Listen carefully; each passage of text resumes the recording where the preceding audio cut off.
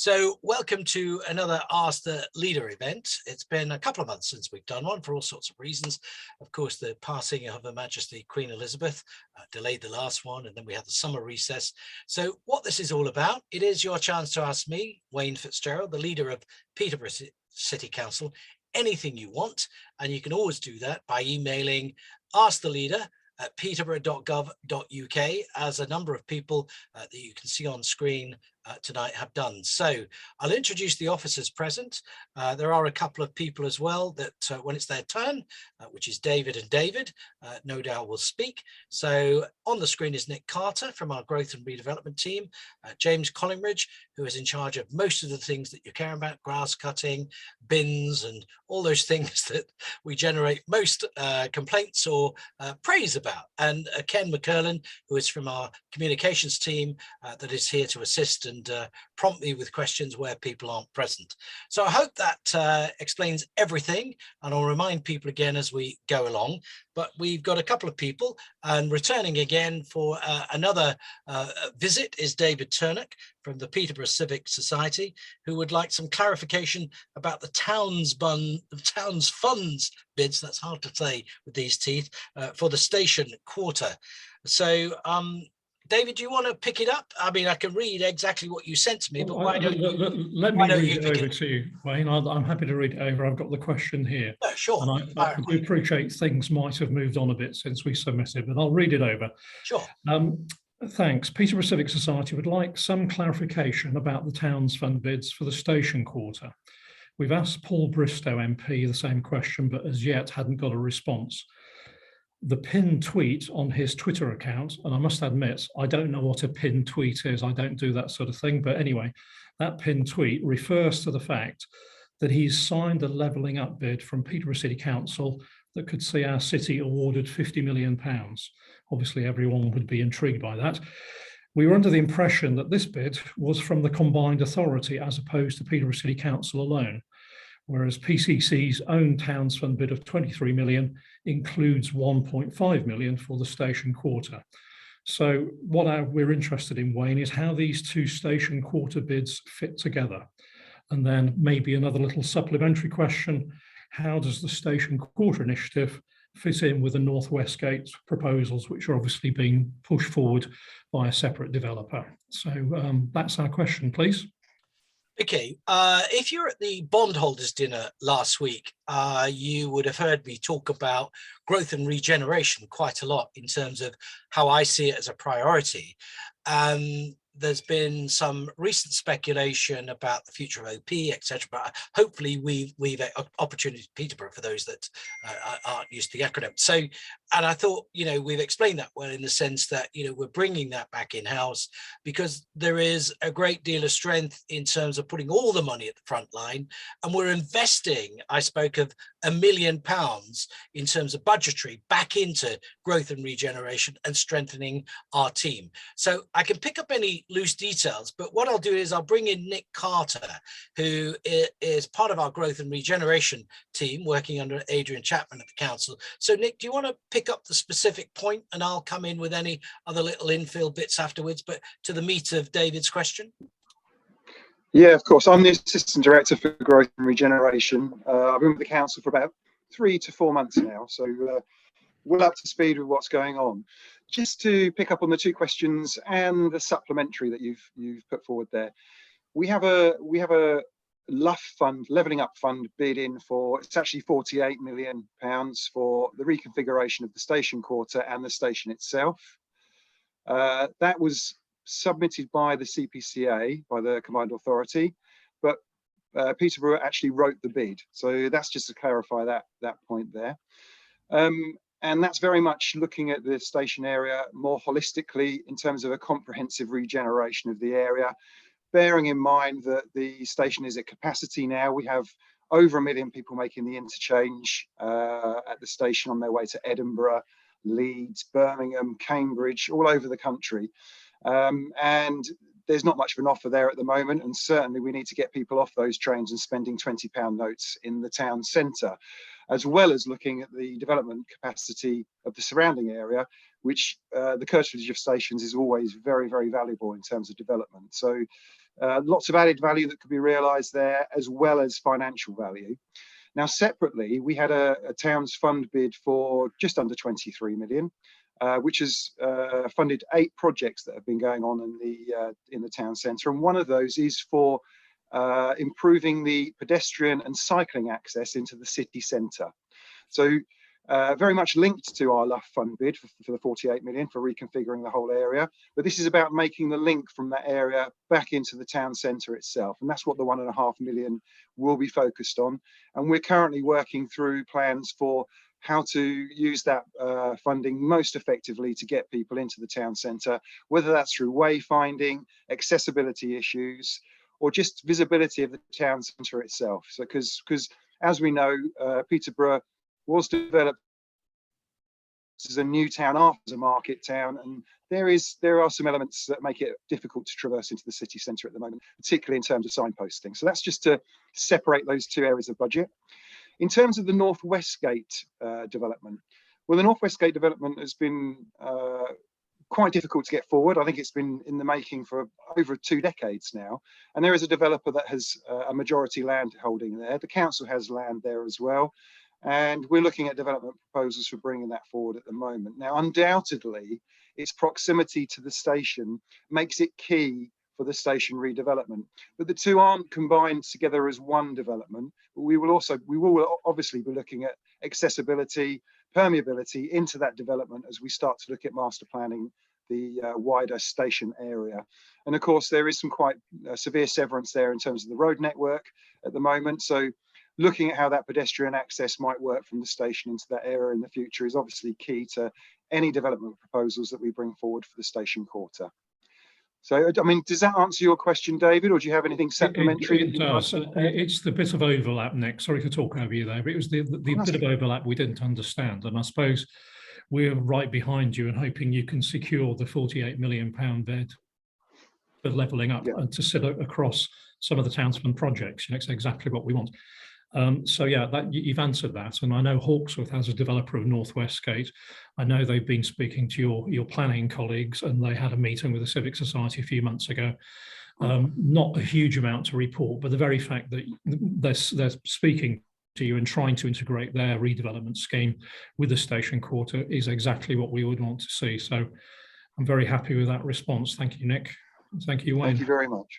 In response to your specific point about a pinned tweet, by the way, it's something you make as a head. You're going to educate me now, are you, Wayne? No, well, I'm going to tell you why. There's another element to why. It's a pinned tweet is something that you highlight on a social media account. But the reason why Paul Bristow said what he said, and as Nick has pointed out, yes, indeed, Peterborough City Council prepared the bid, which was submitted via the combined authority, because that is the route. However, it needs agreement of the MP. So that's why, without that agreement, which is why Paul signed it off, if you like, and Shailesh Vara would do the same if a bid was forthcoming from the Northwest Cambridgeshire side of the local authority. Again, the local authority may prepare the bid because we happen to be very successful at delivering, which is a great thing, which is why government have confidence in us, I hope, to award the 48 million, and indeed we'll be preparing more bids for growth, because again, to be quite clear again, I've not made it a secret, there's no magic money tree and government aren't going to give us money. So we have to make our own way.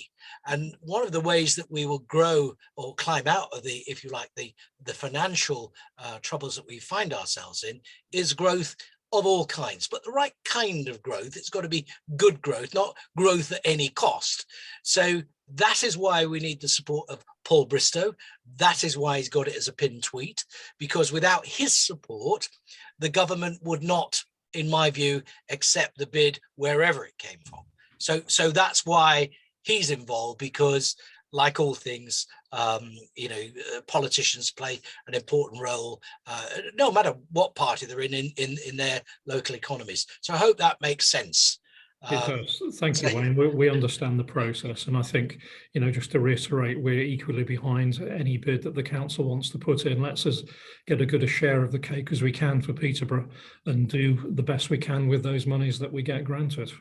we're not doing bad at all if you look at the amount of money we've taken in so far from government.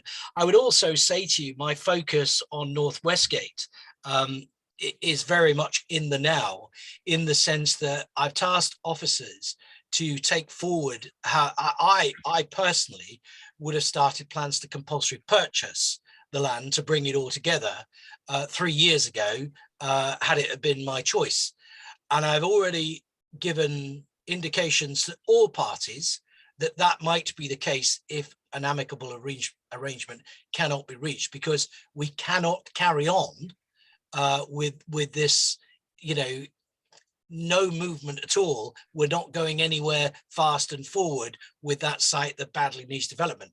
As you will know, David, it took a long time to do Fletton Quays, but, you know, yes, we've got there. There are sites, other sites in the city as well, that need momentum, and we've not got that momentum. And I, as leader, will take upon myself to introduce the momentum and either get parties to agree something, or we will take matters forward ourselves, because we cannot, you know, this inertia is annoying and it's frustrating, not only for the council, but for also residents, that they want to see that area redevelopment.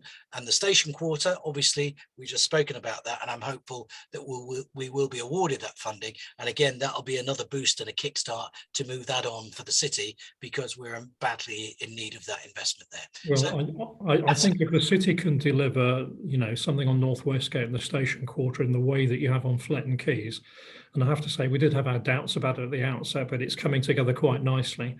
So it's all about getting an impetus going. If you can do that on North Westgate, which has been a derelict site or a redevelopment site since I came to the city, and that's a long time ago now, Wayne. So let's make something happen there and the station quarter, and we will support you wherever we can on that. well, if I'm still here, because you never know in politics nowadays. Are you waiting for the phone call, Wayne? Yeah. No. Call coming from number 10, is there? I'm still here and it's within my gift. I'm trying to do what I can to move the city forward. And I know not everybody agrees, you know, and that's the nature of democracy, but I am only trying to do what I think is best. And I think the North Westgate development, and I know Nick would probably agree, and we are putting re-emphasis and redoubling our efforts, but it's a question of either banging some heads together, or we just move on and determine how we take that forward. And what will be, it'll just take longer. I'd rather have agreement. And that's no disrespect to any parties involved, but we need to move it on. So David, by all means, stay on the line, or you can go and do whatever you're doing, and like me, go and watch Sky News or something, and or stay and listen. I will stay online. I'll listen to the other David's question. Great. So just a reminder for everybody, if you're just joining, it is Ask the Leader with me, Wayne Fitzgerald, leader of Peterborough City Council. It's the chance for ordinary people across the city to get in touch and ask me any question that you like. I will answer if I can, or I'll get support from the relevant officers who are far better skilled to answer than me on a lot of things, but hopefully I can deal with most. So you get in touch by just emailing asktheleader@peterborough.gov.uk, and you could be here next month, or when the next event is. I think slightly earlier next month, but Ken will probably be able to tell us if he looks it up by time we get through to the next question. So on the line now, I think you can see him on screen, is David Key. So David, do you want to ask your question? Okay, Wayne. I thought it'd probably be quicker if I just read from the email, well, Sure. slightly adapted, that I sent to you originally. Obviously just cutting it down to the 1 point, not the 3. So shall I do that? Yeah, you fire away. It's your time. Because it's, you know, it's pre written there rather than. Okay. I am. I put an introductory paragraph, and then I'm aware of at least some of the developments coming to our beautiful city, such as the new university, the multi-screen cinema, hydrotherapy pool, an ice rink at Ferry Meadows, and then I've added, you got the station quarter, the mini golf course in Queensgate, and there was one more, I think. The River Nene Bridge, which is, I read in the paper. Or this week, I think I'm on the emailing, you know, from the Peterborough Telegraph. So that's, I mean, even a rooftop bar at the Hilton Hotel on the embankment. Yes. But what about the basics? To wit, a public loo. We had one in Cathedral Square once, but that was many years ago. And even if the hygiene was not all that great, it was at least an oasis in a concrete desert. After all, the age demographic here is much more mixed than, say, Cambridge, which is full of thrusting 20 and 30 somethings. Here, let's just say there are a lot more aging prostates and bladders vulnerable to being caught out on a shopping trip to the centre of town.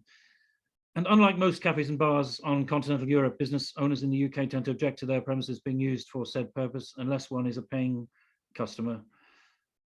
And then I just went on. It's good to see the city coming back after the plague years, and then, you know, when it was like a kind of the special song Ghost Town, with lots of John Lewis, Beals, Next, and all those.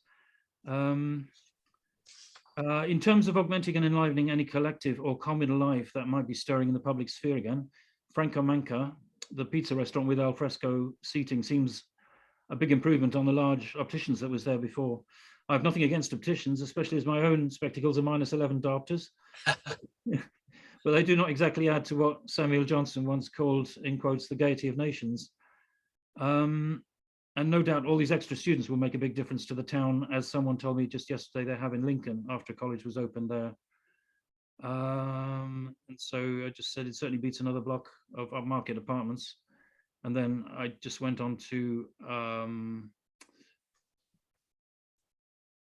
just about rough sleepers, I think. And yeah, so basically the main point is about as I said, there used to be a toilet there, and I was talking to the guy in Being Around, the owner there in the cafe in Cathedral Square, and he said there is still some kind of women's toilets underneath the ground there, you know, underneath the Guildhall somewhere. But I mean, I can't see, you know, especially since the fountains have been dug up, I can't built. I can't see them digging out the Cathedral Square anytime soon, you know, to reopen toilets there. But I don't know if maybe somewhere else. And there's also the one, you know, the old one near the market, the old, it was being closed down now. There was one there, I think, paying 120p or something, which that's also gone now. So really, there's I don't think there's any public toilets as such in Peterborough, in the town. Well, look, I could tell you that this has kept me up at nights and provokes a lot of discussion, but I'll give you some anecdotal remarks, but I'll let James Collingridge, who would vouch for my seriousness about the discussions we have, because James and I have been, you know, looking at all possibilities. But James, do you want to pick up and give David a response in terms of then we can maybe get into a little bit more of a discussion, because you raised a number of different issues there, David. So James, why don't you crack on first? Yeah. So in the city centre at present, we have the Carhaven public toilets, which are just behind the town hall. Award-winning. Yeah, they've won Loo of the Year many times. They're fully attended toilets, so we have an operative who's actually present at the toilets throughout the day. They ensure, obviously, they're kept clean and well maintained. So in those toilets, there's male, female, disabled, and also a change in places facility. So that's a really good facility that we have behind the town hall. In the St. Peter's Arcade, we currently have a disability toilet, which is accessible. And as Councillor Fitzgerald has said, we're always looking at options to try and fund other facilities. And I know Councillor Fitzgerald has put me in touch with lots of companies that offer these like pod type toilets that you can bring in and put, which you probably remember we used to have one like that in Cathedral Square before at one point. So we are looking at funding sources, and that is the main issue for us, is funding those toilets moving forwards. But we do have a provision behind the town hall for the public to use, and also Queensgate have a facility that's free to use for the public as well. Where's the one in Queensgate? The Queensgate is at the top near the car park. They have male, female, and disabled toilets near the car park. Yeah. Oh yes. I don't drive, so I'm probably not aware of that. But the one behind the town hall, maybe it could be signposted. I don't know. I mean, I've been in Peterborough quite a while. I wasn't really. I mean, if I think about it, I suppose I knew they were there. Yeah. But no, that is something that we've actually highlighted, because obviously they have the change in places facility as well. And when we speak to the Disability Forum, they said that certain people don't even know it's there. So signposting is something that we're looking at. Yes. Oh, great. Yeah. So David, I've been discussing with James for, well, probably 18 months or more, because there was a bit of a movement and a campaign highlighted by the Peterborough Telegraph, particularly for those living with a disability, the toilet provision. And I'm going to own up and go, it's rubbish. It's absolutely so bad in terms of facilities, but it's expensive in terms of, you've got a number of issues, okay? So I'll just correct James, my own officer, on one thing. I believe the St. Peter's Arcade toilet is closed. And it might even be condemned, but it's certainly closed. There's a sign on the door that says it's closed, which is a kind of disability facility. But, sorry, what's the term, James, for the living? What's it called? The changing places. Changing places, which is where do you mean St. Peter's Arcade? Do you mean the one next Argo to Bar and Middleton's? It's that's St. Peter's Arcade. Right, so we do have some funding for changing places. And James, you just want to explain for everybody else what a changing places facility is? I think I know it's a kind of everything for everyone facility. But you, James, just give me the official explanation so I don't get it wrong. Yeah. So changing places facility essentially has a toilet, it has a bed, it has a shower, and it has a winch facility in it. So it's a fully accessible toilet that can be used for all. Yeah. So we have one in the Carhaven. Is that correct? That's a fully that. And David, your point about you don't drive, for example, so it's obvious to any driver because you pass it either going out or when you walk through the car park. I never go that way. No, I never go that way. It did get a lot of publicity. Yeah. But we've lost the market toilets, okay, which when the car park was demolished, and some retailers are very accepting of people using their toilets. We were going to get a list, and I don't know whether that list ever happened, James, of places where we could publicize that would welcome people. So for example, Marks and Spencer's have toilets, okay, in Queensgate. John Lewis probably used to have the best toilets or most used, but very little known is there are toilets in Queensgate adjacent to the car park end of Queensgate. I don't think even I was particularly aware of that till somebody pointed it out to me, but there are plenty of places where you can pop in, to use the loo. And, if somebody says no, there's always somewhere else. And if it were me, I wouldn't spend any money with them, but let alone spend a penny. However, public toilets is a challenge, both in terms of where do you locate them and the cost of financing them, which, let me give you a clue, would be somewhere in the region of £300,000 in capital costs to put some toilets in the centre of town. We are having a conversation at the moment with Queensgate, for example, because their toilets, as you say, David, you don't drive, but now they're there. You can walk down the concourse to them. About where we could locate some toilets. So I put a suggestion to James the other day. The bit behind what is now the Tap and Tan door, opposite Nero, there's a little bit of a property behind there which Queensgate tried to let, but they've never let it. In all the time, it's been open, I don't think it's ever been let. It's got a ramp. Now that's, it's outside of the security area of Queensgate, so possibly could be converted into public toilets. But that's one, I don't know if you've taken that forward yet, James, that suggestion. I mean, Queensgate, would have to give up the space, but if they're not letting it anyway. But with the changing places budget, this is where I'm coming to. I don't know how much it is, James, how much we got, which is a grant or an allowance. Can you remember, James, how much it is? Yes, it's about 40,000 we got the grant. Where do we find the other 260,000, given that it would have to, if we put it in, it would have to be a chargeable facility. It would need manning and cleaning, so you've got all those costs of running it. Now, given that what I've said about there are public toilets in Queensgate and there are public toilets behind the town hall, they may need better signposting, David, and I take your point on that, and maybe, James, we should look at that to see if we can improve that. Definitely.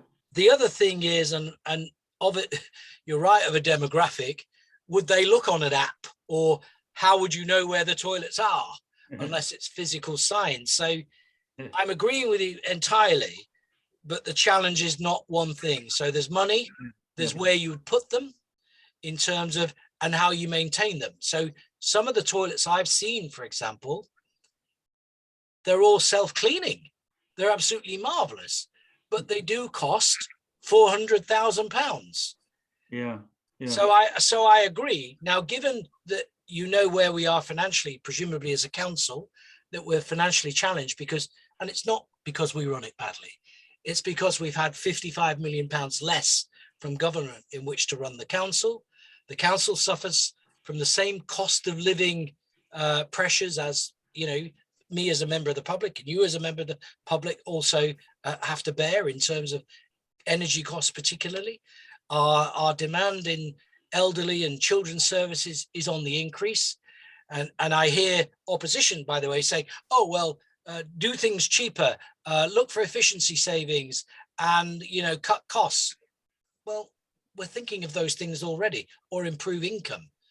We're doing all those things, but at the end of the day, we have to live within a budget, and our budget of, you know, 231 million or whatever it is, by time you take out everything that we have to do statutorily, plus the cost of repaying debt, which the debt has gone towards building schools, roads, you name it. It's not like we've frittered that money away. It's challenging to find capital unless there's a business case for the capital. And public toilets is one of those things that I would like to do, but I got to find the money or the grant funding, and I got to find the location to put it. But we're constantly looking at it. And the latest thing I just explained to you is maybe with some support from Queensgate, if they give the location, we could take it forward. But that's where we're at, I'm afraid, on toilets. Yeah, I knew about the M&S ones, but I thought they wouldn't want it publicised to be on their own. Well, provided you go in and buy something, I'm sure they won't mind. Which generally you do. So a couple of other points. You picked up rough sleepers in the sense that you've heard the expression, you can lead a horse to water, but you can't make it drink. So I'm afraid with the people that you see, they are those people. Because most people accept help and outreach, and we got a fantastic team of people that, you know, are up at the crack of dawn liaising with rough sleepers. But I have to tell you, most of the people you're talking about choose to live on the street because they have drink or drug problems or some other kind of ailment like mental health, and you've got to feel sorry for them. But the worst thing you can do is give them money, because it perpetuates that cycle. And most of the people that won't come off the street, it is by choice. And in some cases, they are making £200 a day, not my words, words from the police and from the team. They're making £200 a day, begging or doing whatever they do in the city centre. Why would they come off the streets if they're taking that kind of money to feed a habit, which is a very, very sad circumstance when you find yourself addicted to drugs? So it's annoying for many. It's also, particularly when those that are aggressive with the begging, if you want to call it begging, the council's hands are tied. We are trying to work with the police and other authorities to get everybody off the street and into a safe environment. But some people just won't accept that help. I suppose in the hostels they're restricted. They can't, you know, well, they can't take any cans in there or anything like that. So, you know, it's a vicious circle, and it's a very sad state of affairs. And it's not that I don't care or we don't care, but I have a kind of zero tolerance to it, in the sense that I could wax lyrical to you about my views about what we should do with people like that to help them. Not to punish them, but to help them. But it is a bit extreme. But, you know, if you have mental health problems, you are detained generally. These people are addicted, and the only way to get them off addiction is quite extreme measures, but for their own benefit, because the £10 you give somebody could be the £10 that kills them. And I know that to be true. Yeah, because I think I read their life expectancy is about 47 or something like that. So it's very, very sad, and it's unfortunate. So we know there's a problem, but go to Milton Keynes or go to some of the other places and they have it far worse than we do. There's a hardcore bunch of people in Peterborough, and you see them day in and day out, and I see them every day because they're around the city centre, particularly near the town hall, but they're also now out in places like the Bretton Centre or the Warrington Centre, because there's a guy sleeps on trolleys at Iceland on the boulevard. But it's the state of society. But it doesn't matter how much you try to get them off the street, they just won't come. Yeah. So did we cover all your bases there? I hope we did. So you say it'd be £300,000 for a facility, but so then I suppose you got someone to maintain it and all that. That's expensive as well. Yeah. Well, if I don't know what the one in the Carhaven cost, James may know. Do you know off the top of your head, James, the running costs? Not off the top of my head, no. I'll be able to find that out for you and provide it though. I mean, we'll give him a minute, because he's normally quite good. He might have the answer at his fingertips. But if you think about it, we're staffing that facility, so somebody's got to be paid. You've got the maintenance and the upkeep of that, which is inside the cathedral and is a stone building. It was kind of Lou of the Year when we built it. So it is a very nice facility. But public toilets per se, you've also got normal people use a public toilet for a public toilet, and they treat it with respect. Well, you've got to remember that some people in society don't. You have issues about security and who's going in there, etc., and it can be, which is why most public toilets were closed, because days gone by, people didn't use them for what they're used for now, shall we say. And even the phone box in Cathedral Square, the remaining phone box, which we've now asked to be taken out because people defecate, urinate, take drugs, all sorts of things. And I know this because people tell me. And we've asked for that to be taken out for that very reason. So there's all sorts of issues. Have you got it, James? Yeah, got that. Yeah. So for the maintenance and attendance, there is 113,000 a year. So that's for one toilet block. That's without building it, fitting it out, or anything else. You need a rota of attendance, like, I don't know, 3 or 4 people or something, I suppose. But yeah. So it's not that there aren't toilets. Yeah. Because I myself, when we get to an age, sometimes I now find thinking, where can I go, to the loo? It's happened a few times to me recently, but most places are accommodating in the city centre. And I think we have done some work, and maybe we should publish a list, James. I don't know whether we ever got it together. Did we? I'm sure we did. Yeah, we started to form a list, so we can get that published here.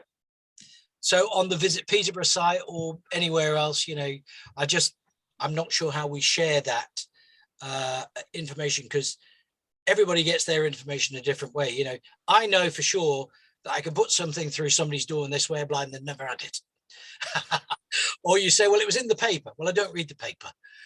Well, we sent out a press release. Well, how would I know that? Well, it was on the radio. Well, I don't listen to the radio. What do you want me to do? Come round and tell you personally? So we try and cover all bases to communicate information with the public, and we will continue to do so. But that in itself is a challenge, David. So it'd be very interesting to know where you get your news and information from. You maybe read the Peterborough Telegraph, hopefully. I do, and I'm on the the daily emailing list from them as well now. So yeah, good. So we try every avenue, but we maybe should publish a list or point people to the council's website at least that says, here's where you can go to spend a penny. Yeah. Okay. So we are trying. It is something, and I agree with you, we could be doing better, but for all the reasons I've outlined tonight, it sadly is not as easy as people might think. No, at least I know about the one behind the town hall now, anyway. well, and the one in Queensgate. Yes, yeah. So yeah. you've doubled your options already just by coming on. Yeah. Hey, listen, stay on the line Yeah. by all means. We've not got too long tonight. Normally we're going to have half a dozen questions, but I think we've got 3. So thank you to the 2 Davids so far. And I'll remind people again, you're listening and watching to Ask the Leader with me, Wayne Fitzgerald, leader of Peterborough City Council. And if you'd like to take part or ask a question, anything you like, we'll do our very best to answer it. All you need to do is email us at asktheleader@peterborough.gov.uk, and it'll go into the team, and we'll come to you as soon as we do our next session. Ken, do you have when that is, by the way? Did you look that up? I did. I've got it down as November the 22nd. November the 22nd. There is a reason why it's a week early, but I can't remember.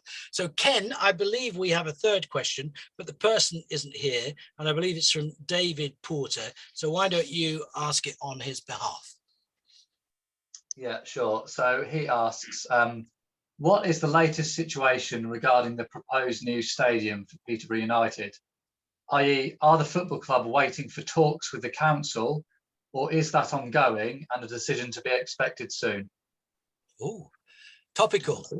I did speak about this on the Politics of Peterborough podcast, which is out now in 2 parts, by the way. Just do a Google for that, as they interviewed me recently. And this was one of the subjects that came up. And I know David Turnock is still on the line. Civic Society have a lot of interest in this area, but I thought I'd made my position fairly clear on that. But let's get the official word, because again, for his 2nd outing, people will be asking for his autograph very, very soon. Nick Carter is going to give us some words about this, and I will add to it as needed. So Nick, what you got to add? And it's very opportune because we had a meeting quite recently about this. We did have a meeting, yeah. I think obviously there's the embankment master plan, which had 2 options within it, and one of those was for the stadium to be located on the embankment. Not a lot has happened since then, to be quite honest. And with any land the council owns, and in fact any land, the council would look for a proposal to be brought forward by someone in order to propose a development. So, and that hasn't happened at this stage, although we do have regular contact with the football club. I think they still have an aspiration to move to the embankment, and they've made that clear. But there's no firm proposals at this stage. You know, when we get some firm proposals, we could obviously talk more informatively about what they're proposing to do. But at this stage, we, as Wayne said, we had a meeting. They would still like to do it, but we haven't actually seen anything more solid than that at this stage. So I can't really comment on a proposal that hasn't come forward, only to say that there are meetings ongoing, and a proposal or still an aspiration that is on the table. That's really all I can answer at this stage. Okay, so to add some a little bit more context, because it's been rumbling on for a while, but let me be perfectly clear about my own position. I've stated several times, in principle, I'm for a redevelopment of the embankment. That doesn't mean concreting it over. It means making more use of the area and our riverfront, which if you look at any city that has a nice riverfront setting, it tends to be developed and has a lot more footfall and activities on there. So I'm keen to do that, but it doesn't mean to say at any cost or any price. Now, when we come to a multi-use arena being located on the embankment, in principle, I've stated previously that it sounds like a good idea to me. I can't say 100% that I would back something until a planning application comes in and you can assess or judge the pros and cons of that, the good and the bad. In the sense of Peterborough United, I mean, I've noted murmurings from wherever they come from, whether it's the owners or whether it's fans, that somehow the council seem to be holding this up, which is entirely not the case.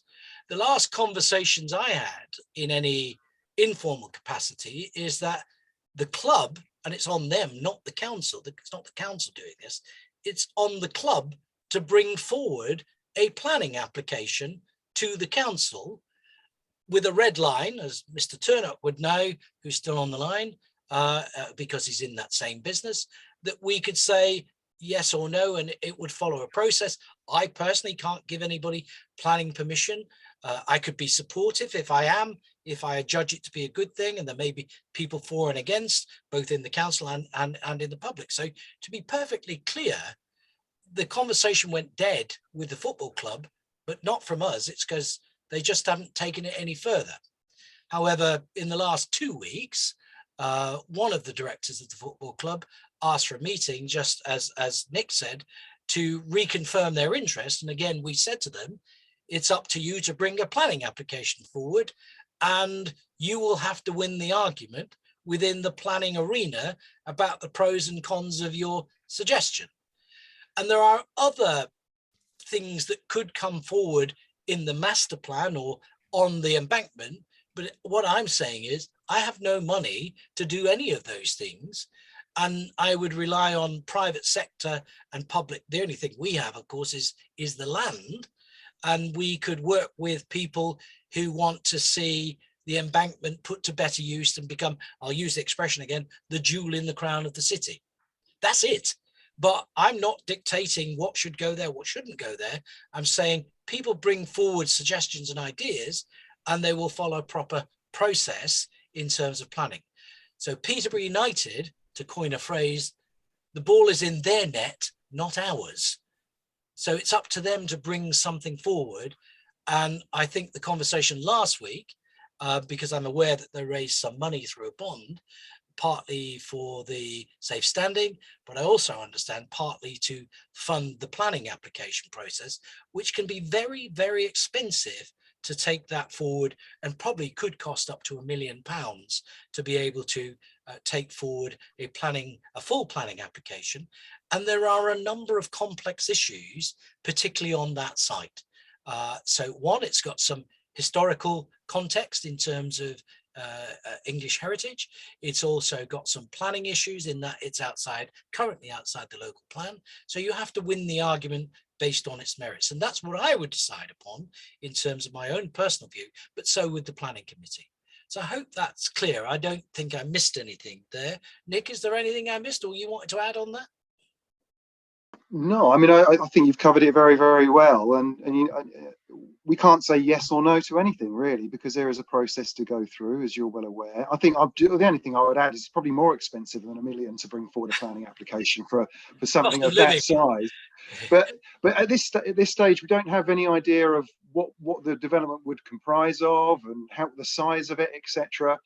The planners would obviously want to go through a number of different studies to understand things like the cathedral view, whether piling on the riverbank would be acceptable, whether there would be abnormal costs in order to do that, and also the access and egress issues around highways as well. So there's a lot of issues to get through before we could say yes or no to anything like that, and we wouldn't want to predetermine any kind of planning application anyway. The only thing I would say is that, you know, football clubs in terms of their regeneration properties are phenomenal, and we always look at regeneration around airports, conference centres, universities and football clubs. We have a brand new university. It's developed in the area. It's a fantastic achievement for Peterborough, and in terms of a catalyst for growth, will be phenomenal. A football club regeneration would be exactly the same. And I've been involved in football clubs like, or football stadiums like the Wembley development, for example, and the regeneration value of that was absolutely huge for the area. But we can't predetermine anything. And, maybe there are other locations that they could look at. I really don't know, but they do have an aspiration to be on the embankment in the city centre. And it's very much for them to bring a proposal forward with all the relevant studies to test the planning service and see if that's acceptable and is a coherent plan for that area. As I said, I'm relatively supportive of regenerating for clubs. So that would be my answer, and all that I'd add is that it's going to be a lot more expensive than £1 million, I think, Wayne. So. Now, if this were a council meeting, David would get a red card because he's not allowed to ask a question without prior notice. But David, we're completely open here. You're on the line. Yeah, Dave prompted a question from you from what we've been talking about. Yeah. So by all means, ask a question. Yeah, thank you, Wayne. Sorry to talk over you. I'm aware this is Ask the Leader. It's not Ask the Chairman of the Civic Society. That's right. I would say to you and to Nick, you know the Civic Society's views, and there's various action groups around. Rather than get the football club spending millions of pounds on a planning application that may or may not be successful, if they are serious about doing something anywhere on the embankment or around it, let's get together and try and work together to see if there's a solution that can be found that actually, you know, maintains the embankment, improves the riverfront, as Wayne's been suggesting, right behind that, but also doesn't compromise the growth of our university, which is what's going to be one of the key facilities that this city has over the coming years. So that's my piece. Wayne, there is a slight anomaly in that. I know there's a slight anomaly in what you said, and it's perfectly right that you said that, but it's only because the university and the football club had no intention of siting the arena where it's currently shown in the master plan.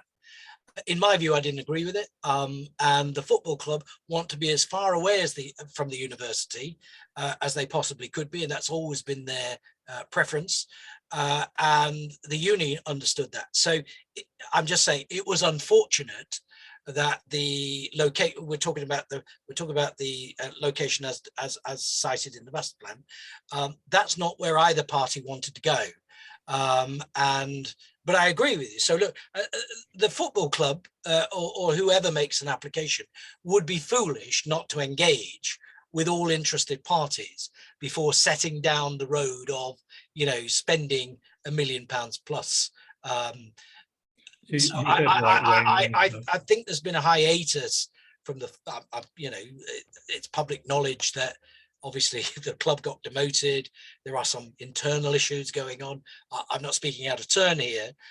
So the return to me in terms of the contact quite recently, it's maybe back on the agenda, but it's a long game. It's not going to happen next year. You know, it's a couple of years, it's maybe 3-4 years. And there's a long way down the road that they would have to go before they got anywhere near. And as I've already said, it's a complex issue. It's not a straightforward planning issue. There are a lot of hurdles to jump before they got there. But in principle, I'll repeat, in principle, and it's because I want to see the city improve and the embankment to improve, arena or no arena. That's not within my gift. That's up to, you know, if somebody wants to come and build a Disneyland Peterborough on there, well, bring your plan forward. You know, that's up to you. We will just judge that in the same way as anything else. But wouldn't it be great that we had a vibrant riverfront and, you know, tree-lined avenues and places to picnic and, you know, a thriving university campus, which, David, there is enough room to do that if there was clear separation. And at the moment, it's not shown in that way, which is rather misleading in my view, because none of the parties wanted that outcome, which is why they were disappointed. So I'll leave that there unless there's anything else. I'm sure, by the way, if anybody wants to ask me about any more detail, you can always get in touch, because we are wrapping up and we will be back on the 22nd of November, or was it the 23rd? 22nd of November for another Ask the Leader event in which you could come on and ask your question of me in person, or put it in writing if you're a bit of a shy retiring type. All you need to do is just email asktheleader@peterborough.gov.uk and it'll get into the system and it could be you next time. But in the meantime, thank you, David, and thank you, Nick, Ken and James for taking part tonight. It's been great to have you all on, and we'll leave it there for tonight. And thank you very much for watching. Thank you, Wayne.